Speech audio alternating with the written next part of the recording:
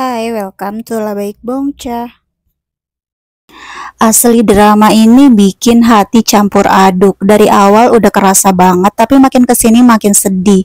Sampai-sampai aku nangis, guys. Jadi ceritanya di sini Pesu lagi dihipnotis. Tujuannya sih buat mengingat wajah penjahat yang pernah dia temuin waktu masih kecil. Tapi bukannya langsung ingat si pelaku, yang muncul malah potongan masa lalu yang jauh lebih nyakitin. Pesu tiba-tiba melihat dirinya waktu kecil bareng mamanya dan bapaknya yang berperilaku kasar banget.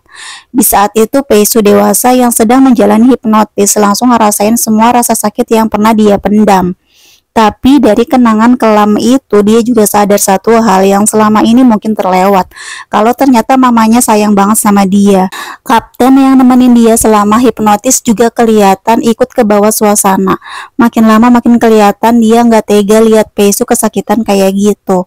Dia jelas-jelas sedih, matanya juga sampai berkaca-kaca. Ini bukan cuma soal trauma masa lalu, tapi juga tentang cinta seorang ibu, luka batin yang nggak kelihatan, dan gimana orang yang kelihatannya kuat ternyata nyimpan luka yang lama banget.